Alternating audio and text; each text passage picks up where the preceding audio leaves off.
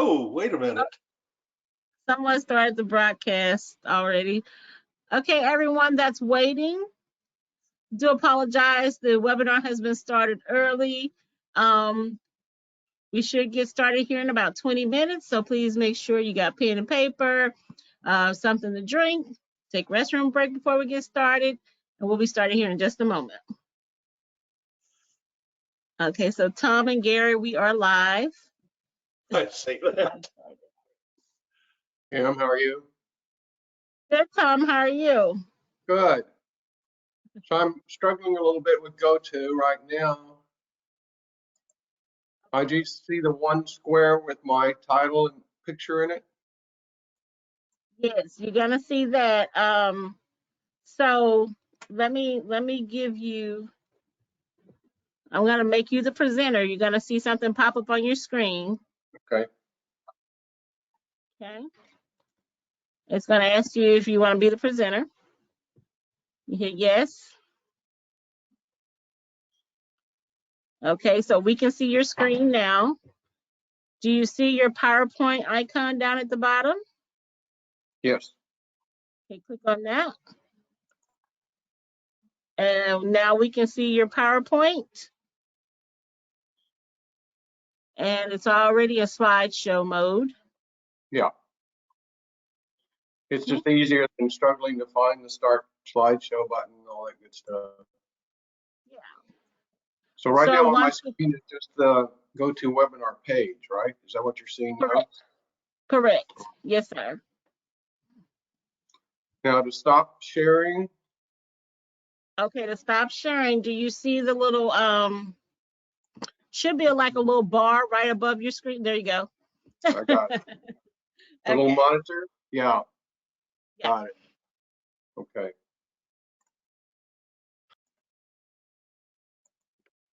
Yeah, so I was now that we're live, the attendees can actually hear us. Okay. But we'll get Can they started see here in about. Go ahead. Can they see us? Yeah, they can see your screen, yes. So Okay. right now they're seeing the little seedling that could, and that you're the organizer or the presenter. All right.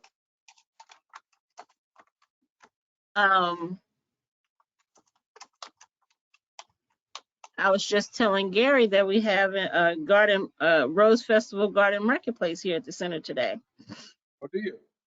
Yeah, quite an event. We have a lot of people here today. How's our attendee count on this meeting? We have 577 that registered, and so far we have 20 that have logged in, but they normally start logging in right at the top of the hour. Okay.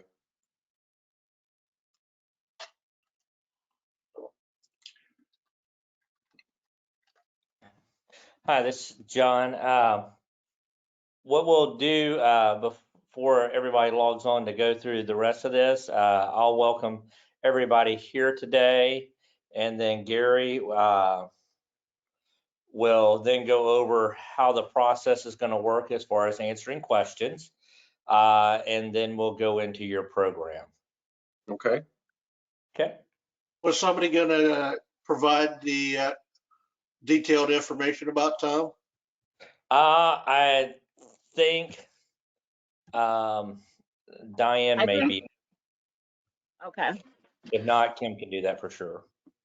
Okay. How about doing at the Q&A 45 minutes and they put their hands up? And That I can works. call them. It's however Tom would like to do it. Tom, do you want the members to ask their questions verbally, or would you like for them to put their questions in chat and Gary ask you the questions for them? Right now, I cannot see them on my screen. I see none of us. So I think we need to do it in chat since I'm not able to see them. Okay. Okay. Now, if I unmute them, Tom, then you can hear their questions directly if you like. Now Diane just put that on my screen. Yep, thought I'd say hi. Hi. And we are live, Diane. Oh, okay. Diane, are you introducing Tom? I don't know what the plan is. Well, I don't think he had a, go ahead, John. Yeah, I do have his bio here, and I can do it. You can do it, or if Diane, you would like to, whatever works for me. Oh, you can There just you are, do it. Tom. Tom. Okay, I will do that. So it'll be me Now, for a Tom. second, then Gary, and then back to me, and then Tom. And then it sounds like we're going to have Gary help with the questions. Yep. Okay.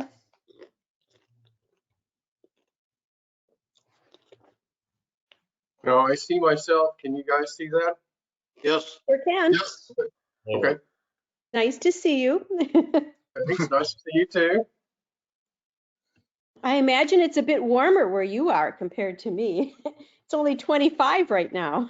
Oh yeah, just a little bit of difference. We've had 4 80-degree days, Oh, and this is day number 5. Yeah, so spring is rapidly springing.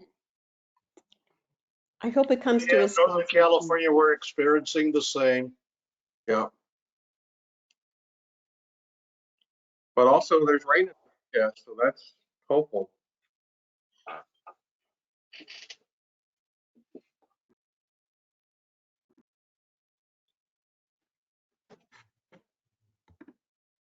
Well, I'm very pleased. It sounds like we had a great turnout for this, at least on reservations. Yeah, we've our webinars have been very popular as of late, so that's just great. It's a great opportunity for us to share information with our members and for just guests from that aren't members yet. Hopefully they'll be joining soon. I know I have some international friends who have told me they're joining us. Oh, great. Mhm.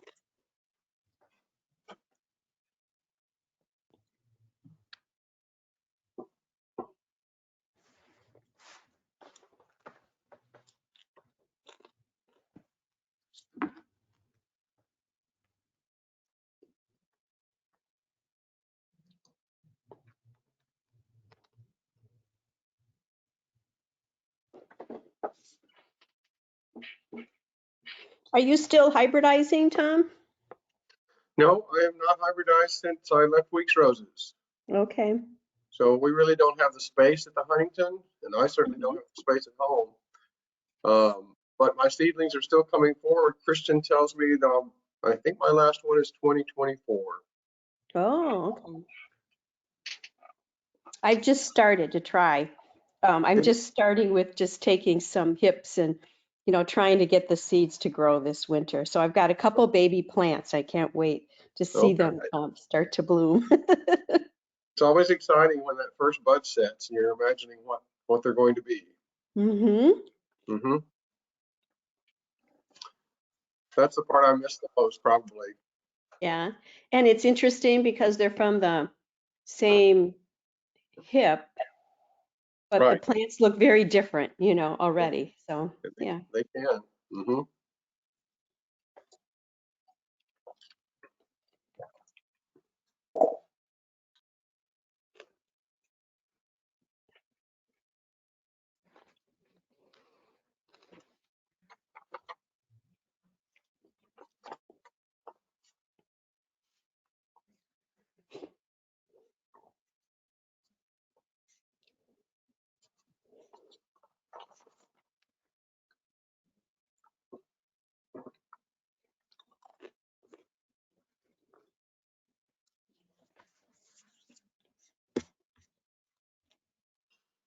So somebody's sharing screen. Oh, John.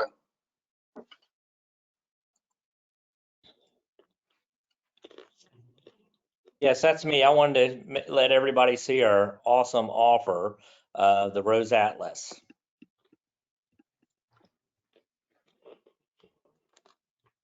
Can you guys give me any update on modern roses? We're working on it. You know, Bob Martin had actually been chairing that committee, and so it's just, we're stepping back, and a lot of us have to get back into it now that he has passed. So, but I think we're making some good progress, and I'm Good. hopeful that soon we'll be back Good. to where we want to be. Yep.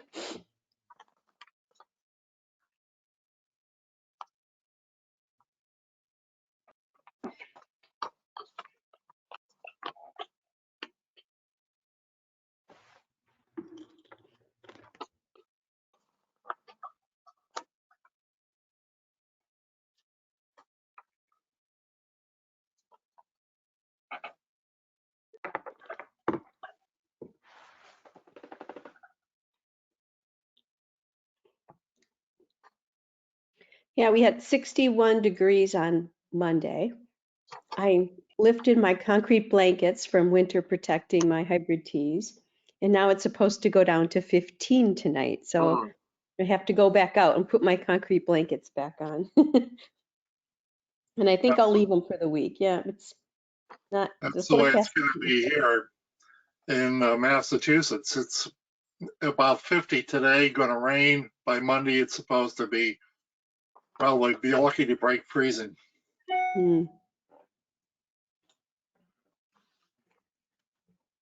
We have a wisteria near the Rose Garden at the Huntington, and this year, for the first time that I can remember, the wisteria and the roses are blooming together. Usually the wisteria is much earlier. So the wisteria's late, or are your roses early? Roses are early. Okay.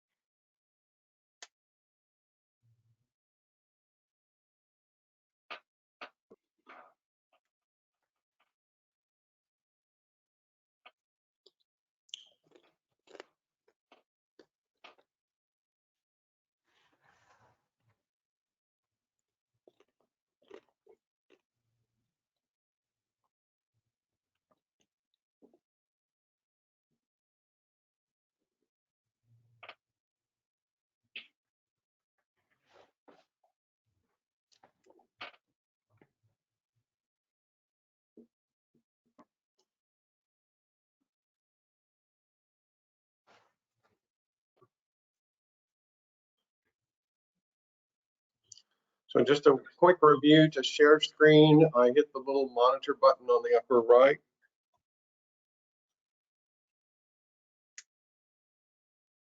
I will actually send you a presenter request, Tom, that Okay. will pop up on your screen. And from there, you can accept it. Perfect. I'll make sure that it comes on your screen so you don't have to find the button.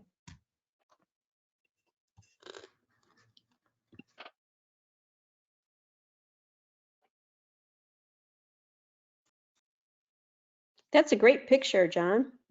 Yes. For anybody that's joining in already, we're starting the broadcast, but I figured I would show with everyone the progress of the Gardens of the American Rose Center. We have some events this weekend going on, which are a good success. We're happy about it. And on May the 7th, starting at 9:30 in the morning, we'll be dedicating these gardens. And these gardens will be unique because they'll tell the history of the rose in America. Sorry, there's the dog. And the garden should be in bloom then, so I'm looking forward to seeing them.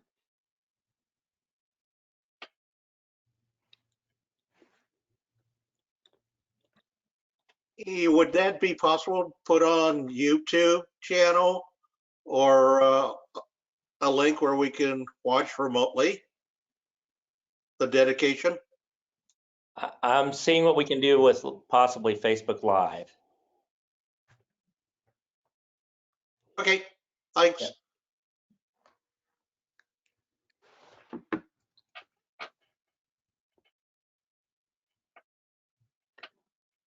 That does remind me though, so thank you for bringing that up, Gary, and for all of those on the phone.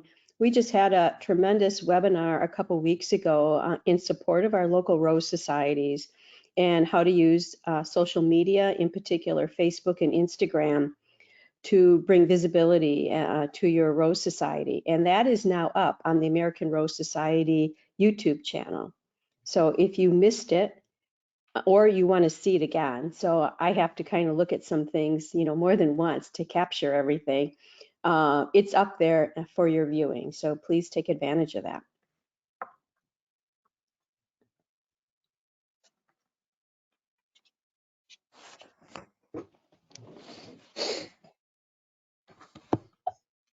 Right.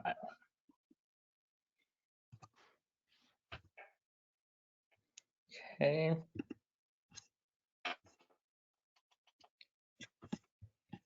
Sorry, wrong one. There we go.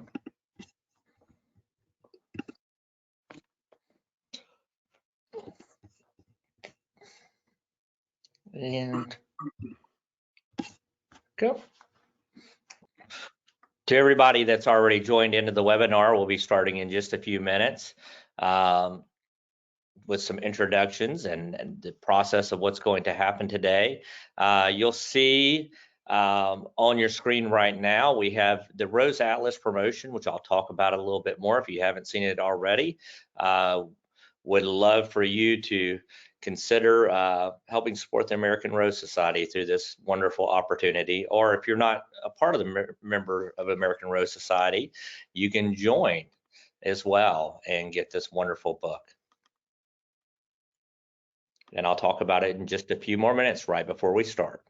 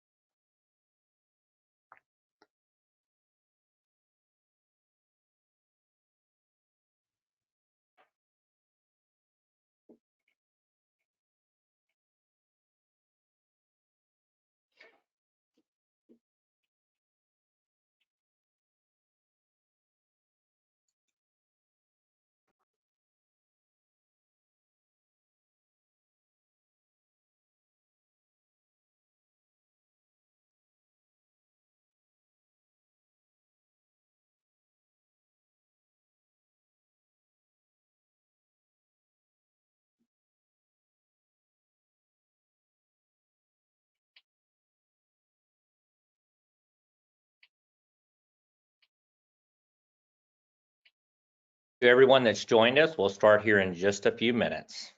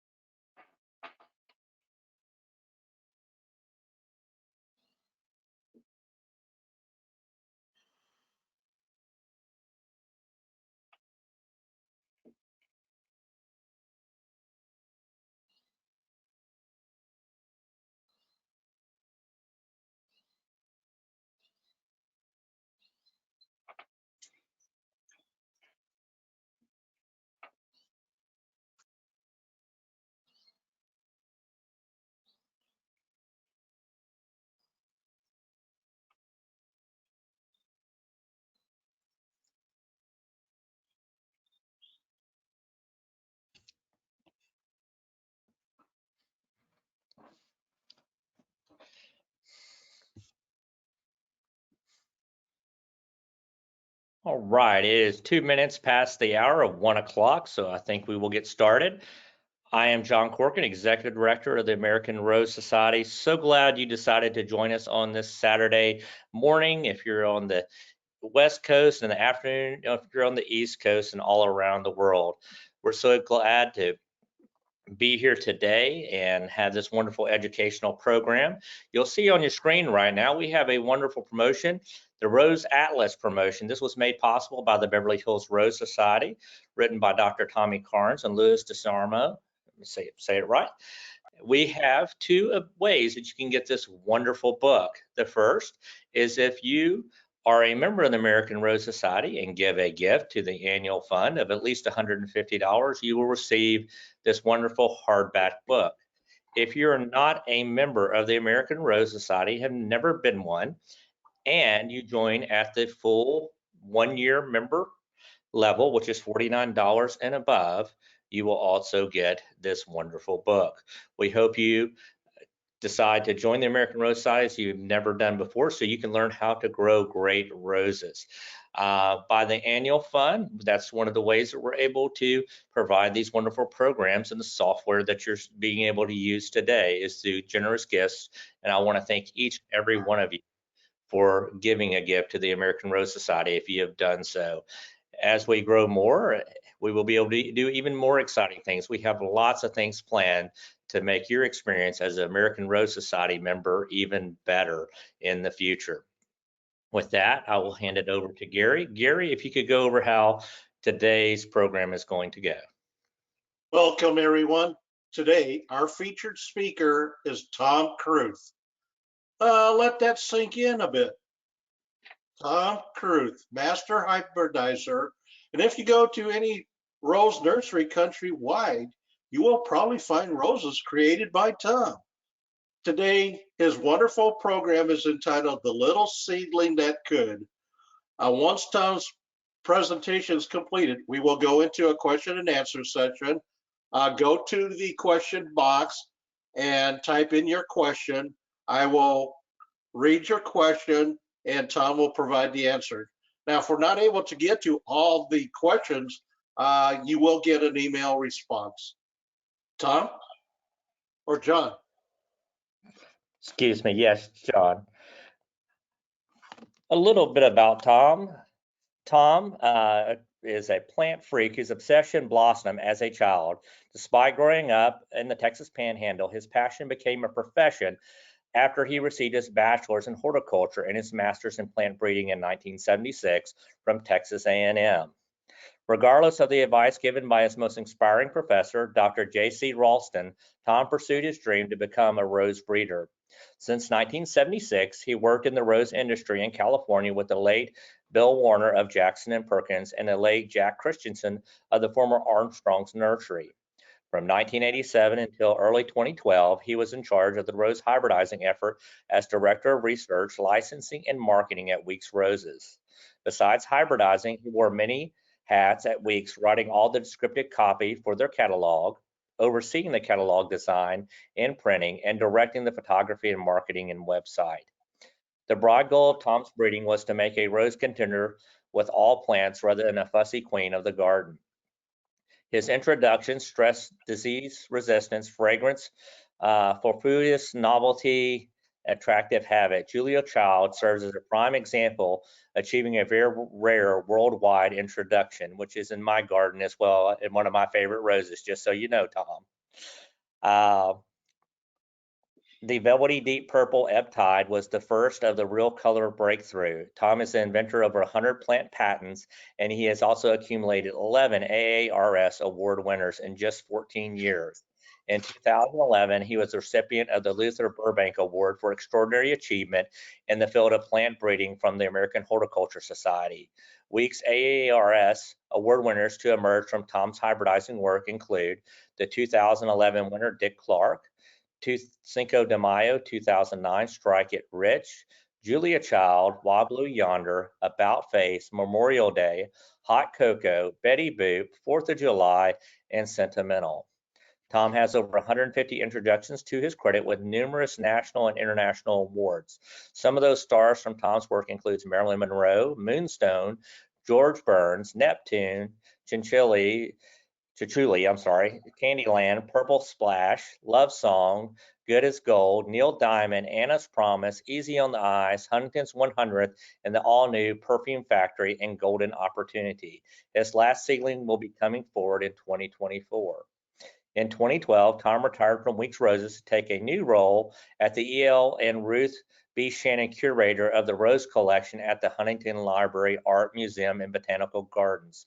He was responsible for the Huntington's 3-acre rose garden, which showcases more than 1,300 cultivars and some 2,500 individual shrubs. Established in 1908, the historic landscape is among the most beautiful areas of the grounds, frequently cited by visitors as the favorite Huntington attraction. Tom is overseeing the renovation of the Rose Garden with an eye on refocusing the Rose Collection to equal the beauty of other spectacular gardens in the Huntington. I am so honored to have Tom Carruth here today to do this presentation. Tom? Thank you, John. Welcome to everybody. It's great to not see you, although I wish I could. I know there's many friends there, many people I've known for a long time, and I hope that there's some new faces there as well. I do have to say a special shout out to Dave Kinney in Ireland, to there goes that name, in Denmark, my good friend, and also Hayden Foles in New Zealand. Thank you all for joining us today. The presentation I'm going to be doing, I actually modified from an earlier presentation I gave at the San Diego National Conference.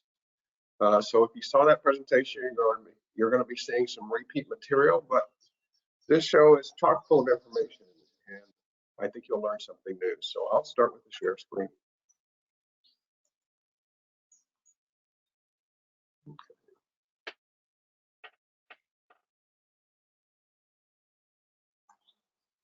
Okay, Craig, I'm not seeing my icons come up when I hit the share screen. We could see your screen, and now all you have to do is open up your PowerPoint. Right. At the Well, my bottom. PowerPoint should be coming up at the bottom. I'm not You're seeing all do it. You just need to click on your PowerPoint icon at the bottom of your screen again, Tom, like you did before. Kim, nothing's coming up at the bottom of the screen. Okay. I'm just seeing the audio and the camera. I have it maximum screen. Minimize your screen. My apologies for this, folks. I'm very used to Zoom. Okay, even the minimize button doesn't come up. Okay, hit your escape button. Got it. There you go. Okay, let's try this Have the- again. Yeah. My apologies. There. Now then. So I hope at some point you're able to come visit us at the Huntington Library and Botanical Gardens. The Rose Garden has seen a lot of changes in my time there, and we've done a lot of renovations. We're currently renovating the tea room, which is the big cafe draw in the Rose Garden. So there always seems to be something happening. But today our topic is a walk back in time. I'm going to time travel with you in rose industry, the rose industry history in California. And we're going to go back to 1953. So it's kind of interesting to see with Queen Elizabeth being crowned and gentlemen preferring blondes, and there's the new Chevrolet for 1953. I wasn't around, or I was around yet, but I wasn't saying a whole lot because I was born in 1952. The first issue of Playboy broke with Marilyn Monroe on the front cover. Little did she know she'd have a rose named for her later. And it's interesting how this is cycled around. People were very fearful of Russia, and here we are again. We're going to start with what was the All-America winners for that year, because at that point, All-America played a lot of marketing power in roses. And one of them was Ma Perkins, which we still have in the collection. And then Chrysler Imperial, which is still on the market and still called for by a lot of people today. That was the first rose that actually got a commercial tie-in with a product. And in fact, Audrey Armstrong got a Chrysler Imperial car for that little tie-in, something the other growers weren't real happy about. Now this guy, Herb Swim, I wish I had a better picture of him when he was younger. I was so fortunate to have him as a mentor in my career because he was really one of America's best hybridizers. And he started his career at Armstrong Nurseries. And Armstrong Nurseries, you may not know, but at the time, it was the largest rose nursery, and in fact, the largest nursery grower in the United States. They had a mail order firm, they had wholesale firms, they grew other plants, they had a garden center show. And Herb had very much been focused on providing great roses for this market. But Herb was also a dreamer. And in 1953, he had spotted something that kindled an idea called the shrub rose. And for some reason, he focused on Rosa Suliana as a potential bloodline for this whole new class of shrub rose. I can only imagine for him that he was thinking, okay, I want something that blooms like mad, that has natural disease resistance. And here's some of the characteristics that came through from Rosa Suliana. It has a cinnamon fragrance. It bears these large, actually huge, pyramidal-shaped clusters, multiple flowers. The foliage has this unusual red pigmentation, this picotee around each leaf. It had good disease resistance, but typical of the species, it was once blooming, and also typical, it was single petaled. And also mostly typical, it was big, and I mean huge as a plant. And he was thinking of this in 1953 and began searching for the correct source of Rosa Suliana, but suddenly life shifted. In 1954, he fell out with the Armstrong family and he left Armstrong. And he then formed a partnership with O.L. Weeks from Weeks Roses, who was a nearby grower. And Mr. Weeks had seen the value of having your own hybrids coming along as a rose nursery. So they combined forces, which didn't mean that Herb had to move any great distance. He was in the same locale. They started pollinating and gathering seed. And in their very first year of breeding, what did they get? Mr. Lincoln. Herb's name is on so many great roses. Now, Mr. Weeks, I think the mildest term I can use for him is curmudgeon. He can be very difficult to work with. And he and Herb lasted for 12 years as partners. But it must have been a bitter breakup because they never spoke again at that point. Just about that time, Herb learned that David Armstrong, the third generation son who had been brought on to carry forth on the hybridizing program at Armstrong, had decided to go back to school and to abandon his 12-year program that he was on. So Herb got the opportunity to come back to work for Armstrong Nurseries for his second time. And that was in 1968. And in that very first year back at Armstrong Nursery, what does he breed? Double Delight. Again, one of the top 10 roses that everybody asks about, even when they don't grow roses. But coming back to Armstrong, it meant he really did not have to focus on the hybrid teas and the Floribundas the way Mr. Weeks was really mainlined into that class. He could start thinking about his shrub idea again, which was still a novel idea. And he hired this guy, Jack Christensen, as a young man right out of Cal Poly Pomona training to be his assistant.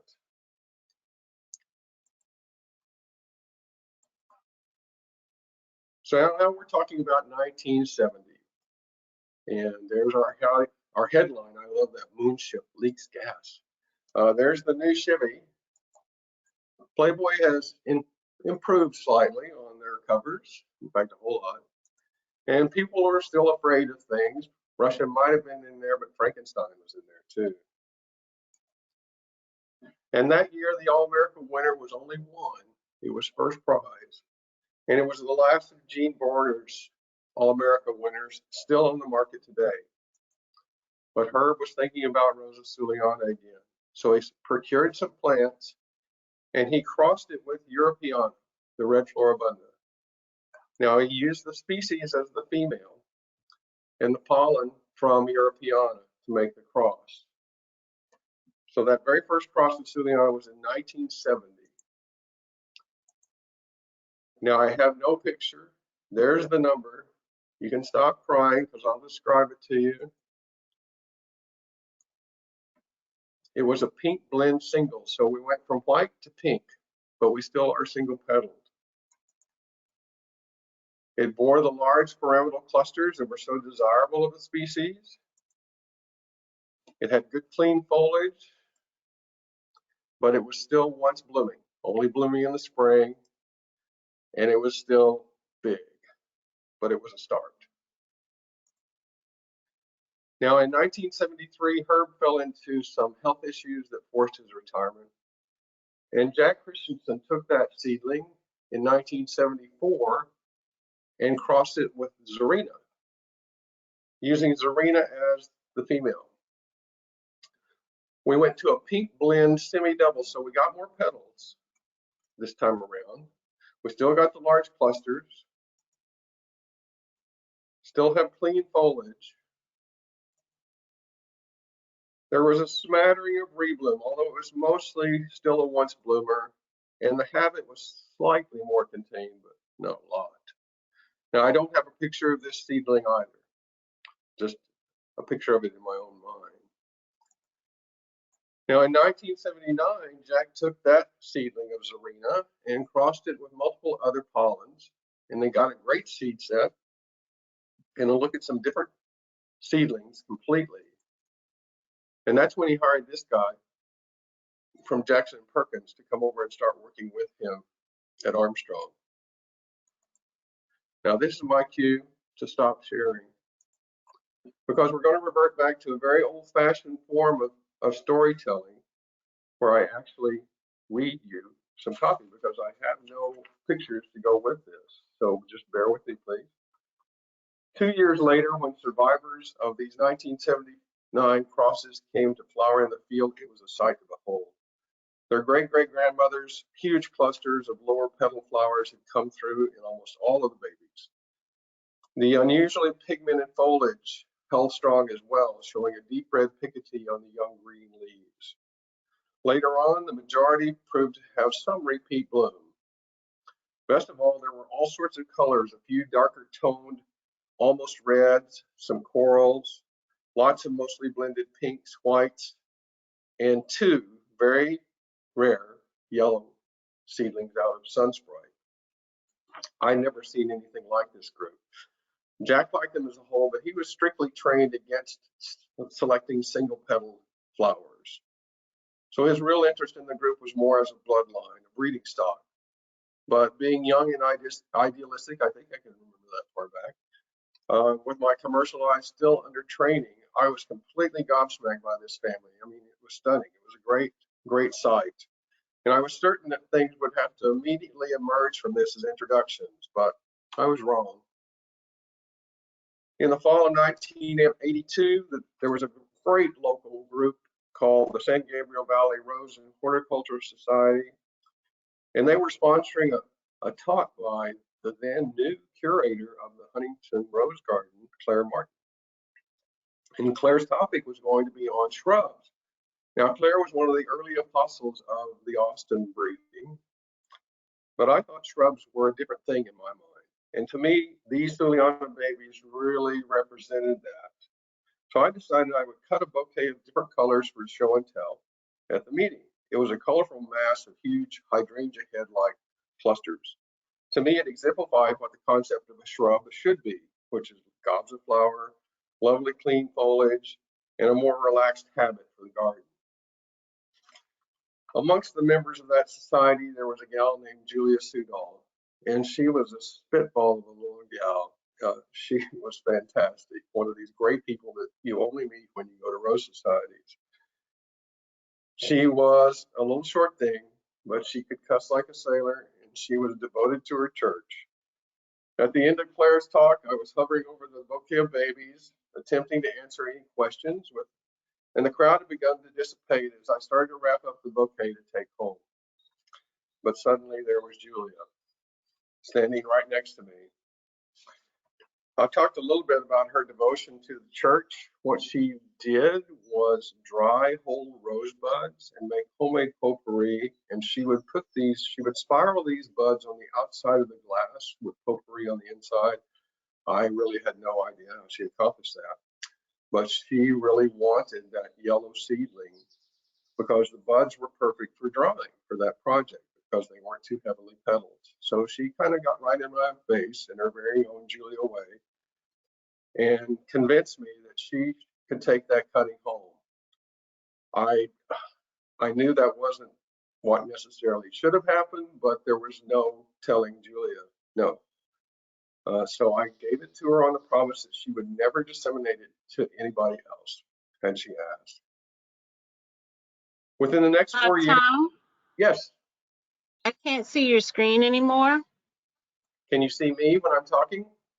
I can see you, but I can't see your presentation. Okay, I have no illustrations, Kim, to go with this section. It's just a story. Oh, So I'm sorry. Okay. I will share Sorry. screen when we get back to the presentation. Okay? Okay, sorry about that. Okay. Sorry. I can understand. It's a little different.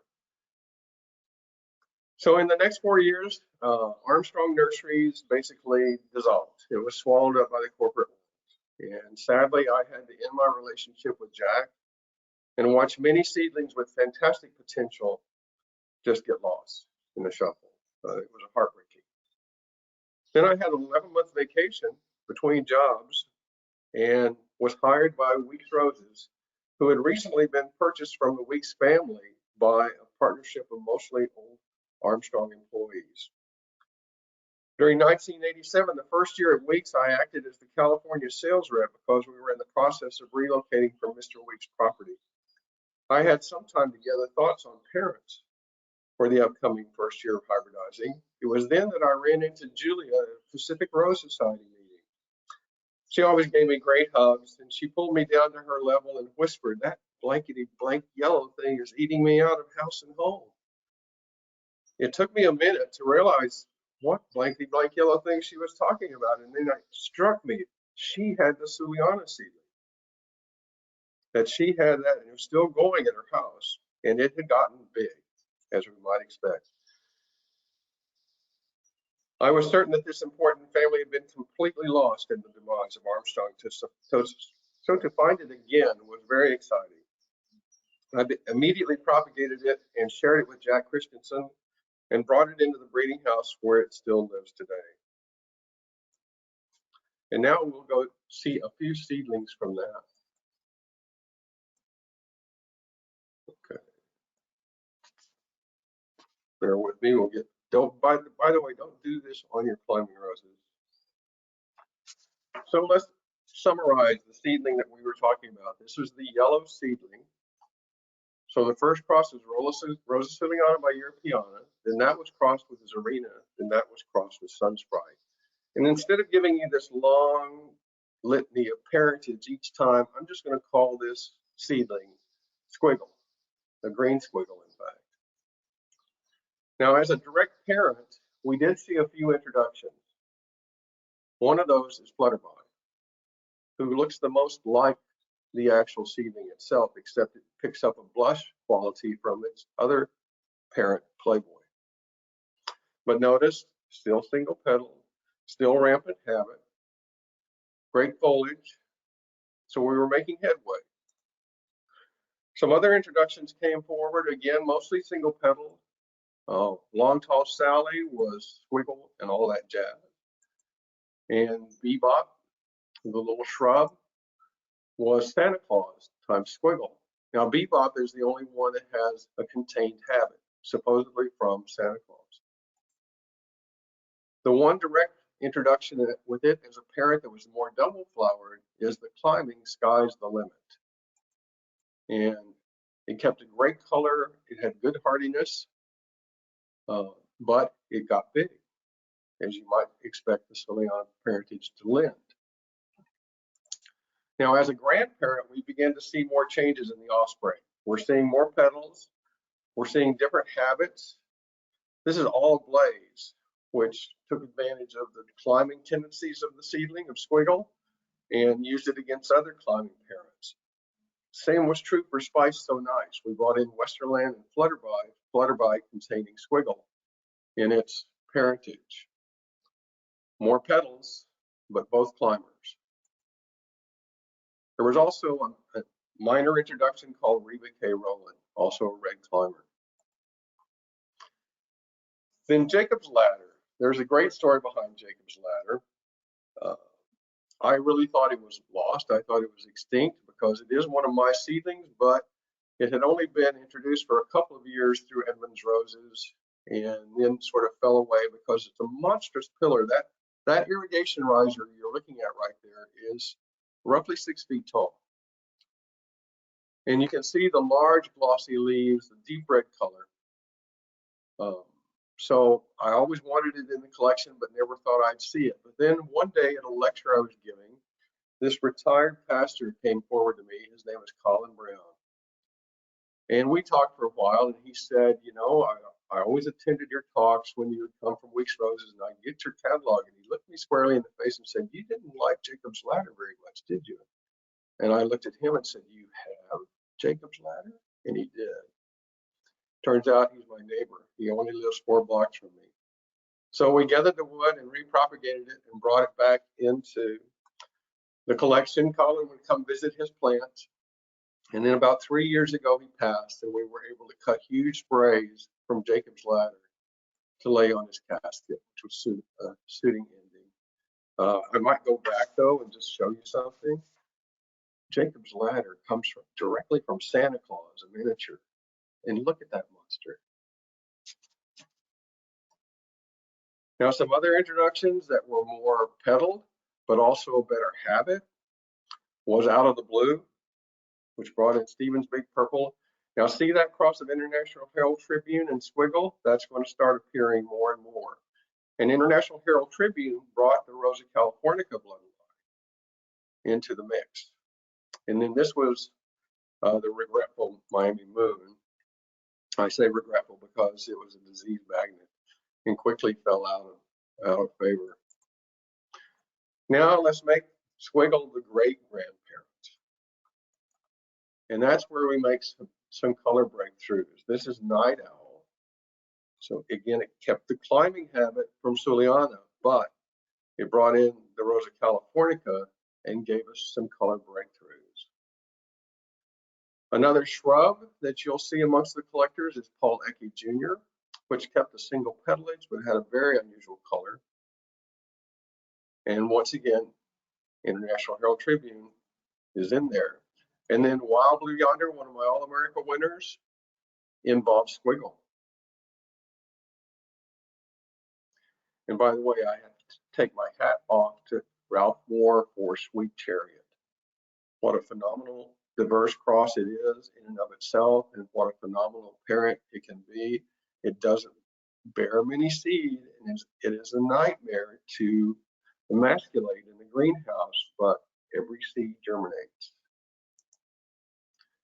Now, the real color breakthrough came with my purple line. Ebb Tide, Midnight Blue, and Route 66 all came from the same cross.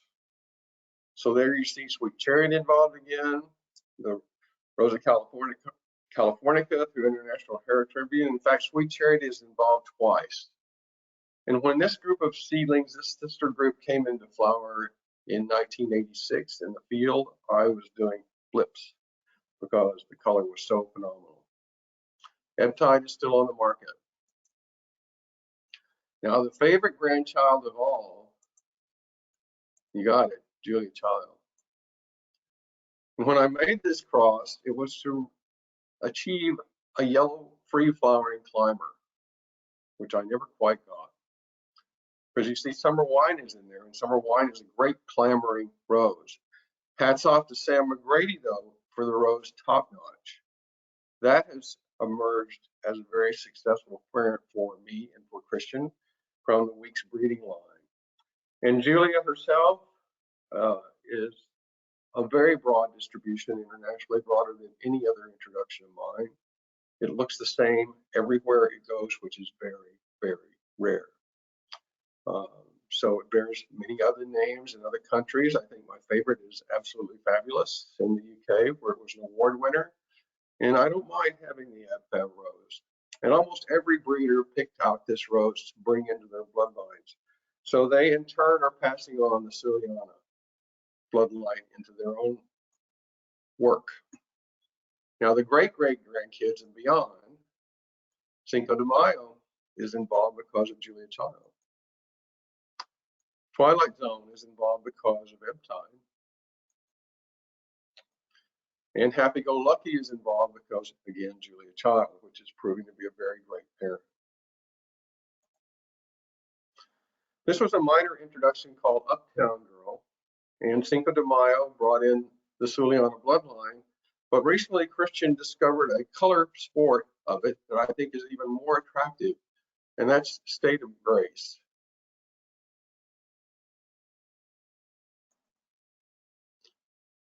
Now, Christian achieved that rare thing of having 3 introductions coming from one family. So Jump for Joy, Doris Day, and the unbelievable Sparkle and Shine, which I think is one of his finest roses, is Julie Newmark times Julia Child. So Julia Child brings in the Suliana bloodline. A few others of the great-great-grandkids, Grand Dame, because of Wild Blue Yonder. Diamond on the Eyes goes a double cross of Squiggled through Wild Blue Yonder. And then this is Huntington's 100th, or also called Life of the Party, which is another Julia Child seedling, named to honor the Huntington's 100th anniversary and highly beloved by our visitors because of the fragrances drop dead. Really fabulous. Now, when I made that cross, I was looking for a climber. Didn't get it. Other roses that will carry this bloodline forward, easy to please. These are more recent introductions. Violet's Pride, a lovely vigorous plant. And then Pretty Lady Rose, because it has Suliana bloodline both in the female and the male.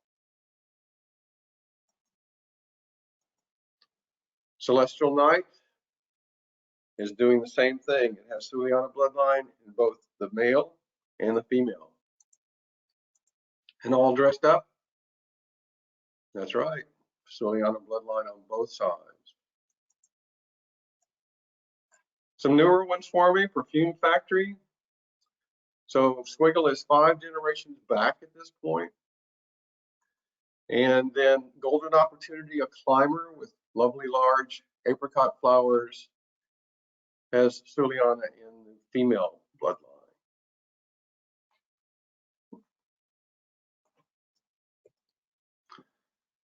So if you're out in the world of social media, you can follow me on Twitter or on Instagram. And I can tell you, when the garden shut down from COVID, that's when I hit social media. Now when the garden is more open, I'm not as inclined to post as often as I was, but I will be posting, I promise you. And here's another tempting shot to tempt you to come and see the Huntington Library when you can.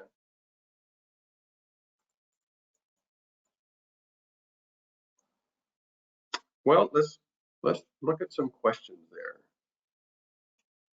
All right, Tom, thanks you for a wonderful presentation.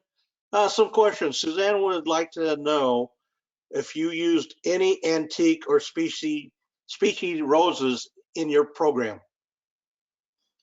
Well, Rosa Suliana and both Rosa californica are species roses, but I used species roses through other people's work. I did not directly use it myself because we're talking about a 10-year project becoming a 20-year project.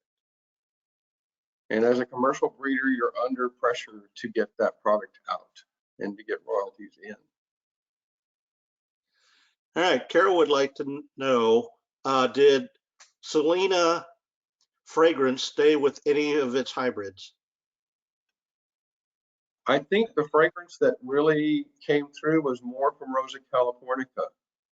I occasionally pick up some cinnamon fragrance from those hybrids, but the Rosa californica clove fragrance comes through stronger. All right, Judy would like to know how many people maintain the Huntington Gardens. Well, the Huntington Rose Collection is a 3-acre collection with 2,500 plants and over 1,300 bees. There are 2 full-time gardeners in the 3 acres, but there are 44 volunteers. And that's our secret to success at the Huntington is our volunteer force is pretty phenomenal. And we use them a lot. We garden 170 acres and we have 55 gardeners on staff. But we have over 1,400 volunteers, not just for botanical, but also for education and for the art department and for the library. All right, Linda would like to know what is in your personal garden. My home garden is about 30 plants right now. There are some, personal favorites that will always be here. I will always have brandy in my home garden because that reminds me of Herb Swim quite a bit. And I've begun to switch out my older plants when I first planted this property with some of my own hybrids now that my career is coming more to an end. So certainly Moonstone is amongst them. Love Song is gorgeous here in California. Julia Child and Life of the Party are part of it. And Playboy. Playboy is a huge influence in my breeding, and it still makes me smile. Right, Bruce would like to know, can the Huntington get adequate water for the roses during the drought? We have our own wells on the property, but we still have to play by the rules. And what we've done is designate areas within the collection that will be starved of water if need be. Fortunately, we're not at that point yet, but the rose garden is not on that list. But it may take some drastic measures. All right, Gay would like to know, do you have any information about My Blue Wander, a purple rose? I do not. All right, Nancy would like to know what happened to Etoile de Leon growing near the tea house. To the what again? Hang on, let me. Oh, Etoile de Leon. It's still there. It's intact. Oh, okay. Natasha would like to know, based on what was known about genetics at the time, was it possible to predict what traits a cross would have, or was it just trial and error? As with most great rose hybridizers, it's trial and error, but it's also combined with your ability to recognize the potential of a seedling early on. All right, Amy, let's see.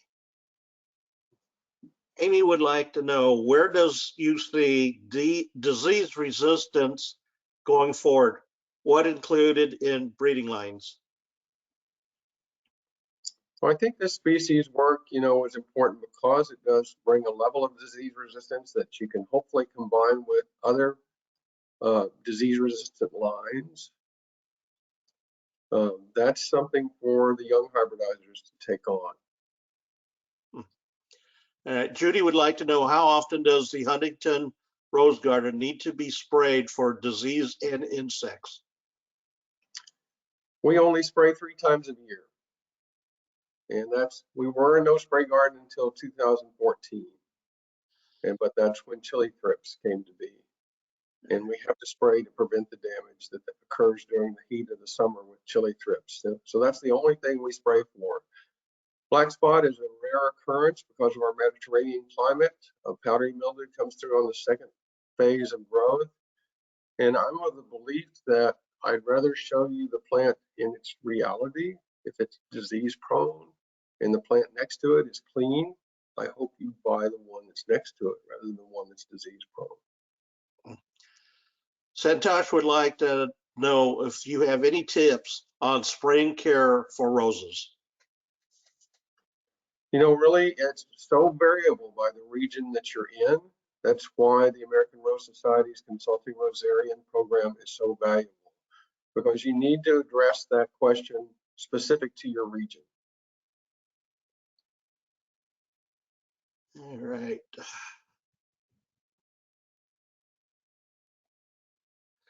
All right.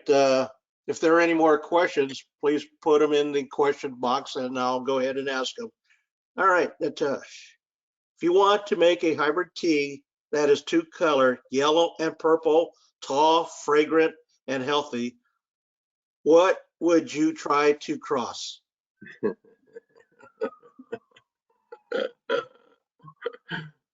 One of my goals was to get that velvet purple color into a large flowered hybrid tea, which I never did. I think Della Reese was a reasonable stab at that effort. And I would encourage you to work with Della as a parent because of that bloodline. Now, getting a bicolor, I've seen lavender and white bicolor. I've seen lavender and whitish yellow bicolors. I've not seen a purple and yellow bicolor, but that doesn't mean it's not possible. All right, Dan says, other than the Rose Hybridizers Association handbooks, what recommended reading for folks just starting to hybridize? The Rose Hybridizer's Handbook is invaluable. They condense it down to, a space-saving effort that you're going to need to do as a breeder. So if you're just beginning to hybridize, one of the most things you need to be conscious of is how much space it can eat in your garden. I worked with Joe Winchell, who was an avid amateur hybridizer, and his wife would complain that Joe took up all the lawn so he could grow seedlings. So just be conscious of that as you're starting, and always start with a goal. Don't just do things willy-nilly. Make a cross with a goal in mind. Okay, Carol would like to know, when's a good time to visit the Huntington? She had gone in January years ago and it wasn't. Right, that's when we're pruned back, is in January. So right now we are coming into bloom early. I always tell people tax day because it's an easy day to remember, but mid-April is when spring bloom will be upon us pretty thoroughly. And then we will have color, not the big blast of color, but we will have color well into December. And there's always other things blooming at the Huntington. I mean, it is an amazing collection of plants. We've had a phenomenal camellia season just finishing right now. The wisterias are beginning to bloom in the Asian gardens and in the rose garden. The olive bloom in the desert garden. The desert garden is an amazing collection of plants, many of them over 100 years old. And the olives have been blooming all winter, and the hummingbirds fight for territory over these blossoms. All right, Dana states she's on fragrant cloud 3 times here in Oklahoma City. All 3 have died. Is there anything you know about this breed? She loves the very fragrant, very orange, big blooms, but she's shy to try again. And there's nothing you're doing that's going to change that. That's within the genetics of that variety more than anything. You might look at some offspring of fragrant cloud, direct offspring, and see if that might be more suitable for your climate and more vigorous. So you can go to Help Me Find and search by breeders, and with a more advanced membership, you can search by bloodline. And when we get modern roses up and going again, you'll be able to do the same thing using that program. All right, Satosh asked, how far do you prune back the roses at the Huntington each year? Well, being a mild climate, we're pruning the roses back by at least 50 to 60%.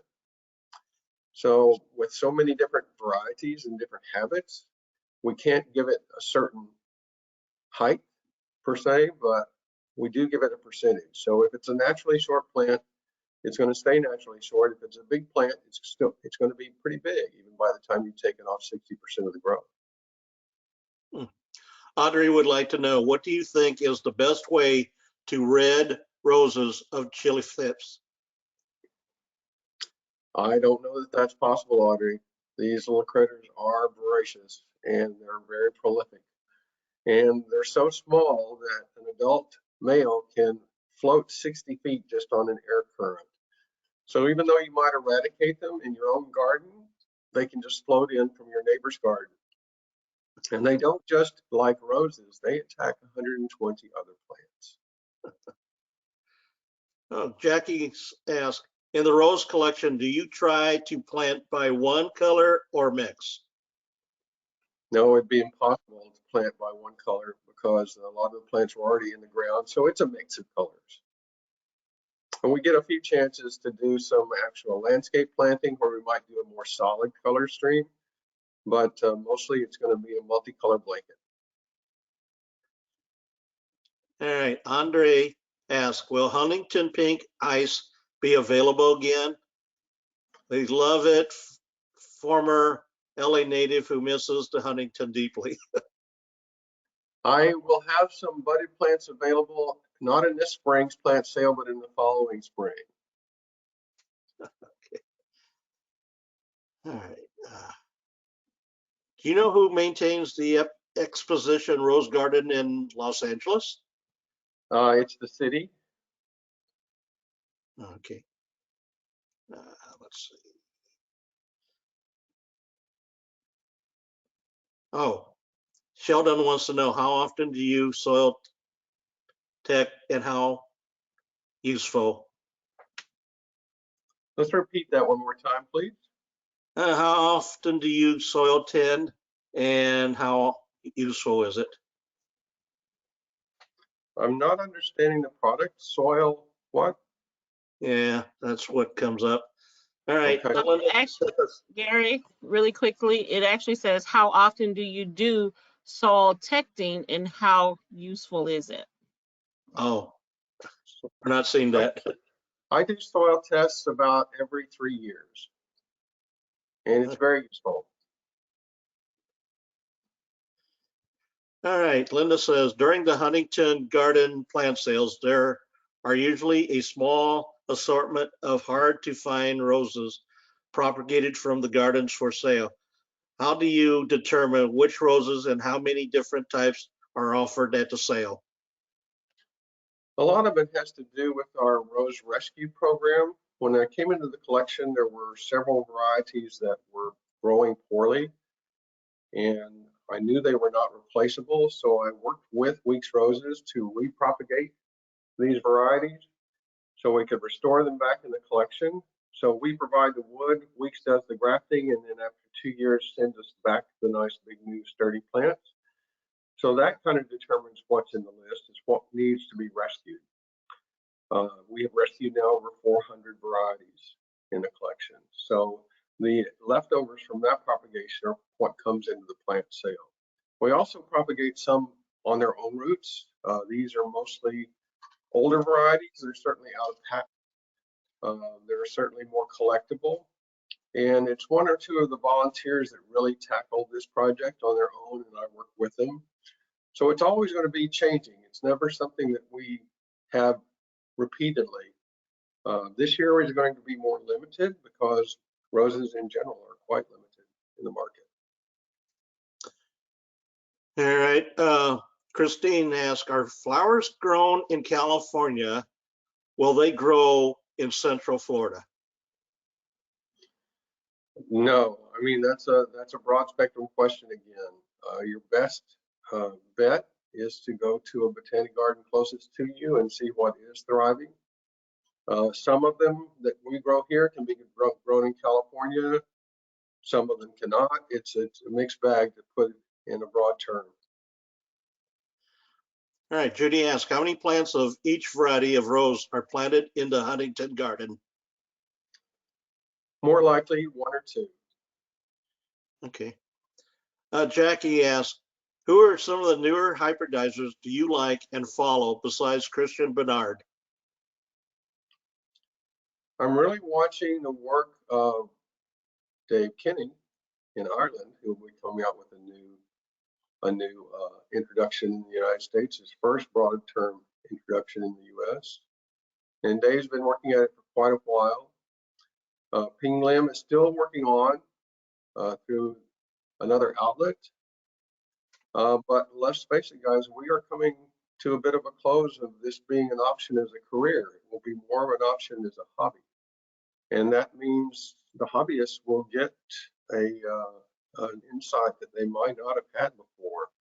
So Dr. Pottsmith has handed his work on to his longtime assistant, and you'll be seeing some nice hybrids coming forth, but also the European seedlings are still strong. When they perform well and they make the transfer to the United States sufficiently, those will be coming forward too. All right, Natasha asks, from all the seedlings produced, how do you decide which ones have some future as commercial roses and what happens to all the others? So you have to look at the broad spectrum of the plant. Is it an attractive plant? Is it clean? Does it flower well? Does it hold its flowers well over the plant? Does it finish well? Is it fragrant? Does it rebloom quickly? It has to pass all these tests and still be different from what you're offering for your company, and hopefully novel, so it catches people's eye in the sale place, and hopefully properly named so they remember it when they go to the garden center. The other seedlings are discarded. It's a tough situation. You have to get rid of that stuff. I spoke to you of Herb Swim coming back to Armstrong, to David Armstrong's work. That was David's problem. He couldn't throw out things he needed to throw out. So all 12 years of David's seedlings were in one block, and Herb told the story of wading through that, introducing about 5 and destroying the rest. All right, Judy wants to know, is the rose industry growing with the increase in low maintenance roses? You know, the COVID has actually helped save a lot of the nursery industry, not just the rose nursery industry. It's a blessing and a curse.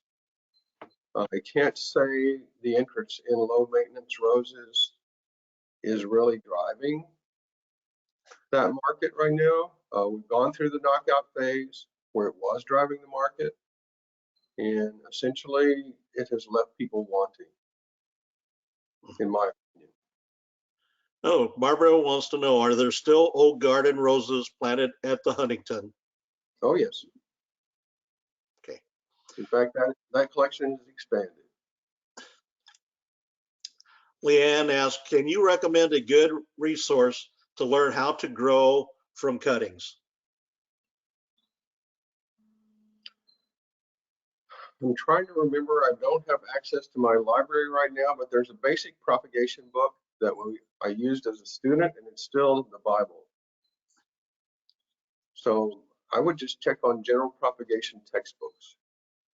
Sorry that I don't remember the title. And also trial and error. So Sandy had previously asked, what about David Austin roses? Are they not shrub category? In my mind, no, but again, that's my opinion. He's classified them as a shrub because he wants to differentiate them from other roses. And let's face it, guys, these classes are marketing classes. They're not botanical classes. They're there to help you market the variety well and tell people how it should be used. So personally, I don't think many of David's Austin roses qualify as a shrub. They qualify as an English rose. It's something a little different. All right, Audrey's asked, do you think the colors of the Dave Bang roses will be copied by other hybridizers and more available? I've only observed Dave Bang's work once in the field, and Dave has a very good eye for flower form and very good eye for novel colors. The plants were lacking sometimes. The plants was disproportionate to the flower. I don't mean to criticize him on that, but he certainly has achieved some novel stuff. A lot of the exhibitors who began hybridizing are extremely focused on the flower, and it's a hard lesson to learn that you have to take into account the entire plant. All right, Steve wants to know, why hasn't a true black rose never been hybridized? Well, you do some really, really dark roses, but, and this is my personal theory, The black color attracts so much heat that the petals fry themselves before they can open. They scald and turn brown. So you don't see a lot of really dark roses because the flowers just turn into potpourri on the hook. You'll see occasional things where like black magic will suddenly burn. So I don't know that it's unachievable, but it's going to be difficult just because of the nature of the color and its attraction to heat.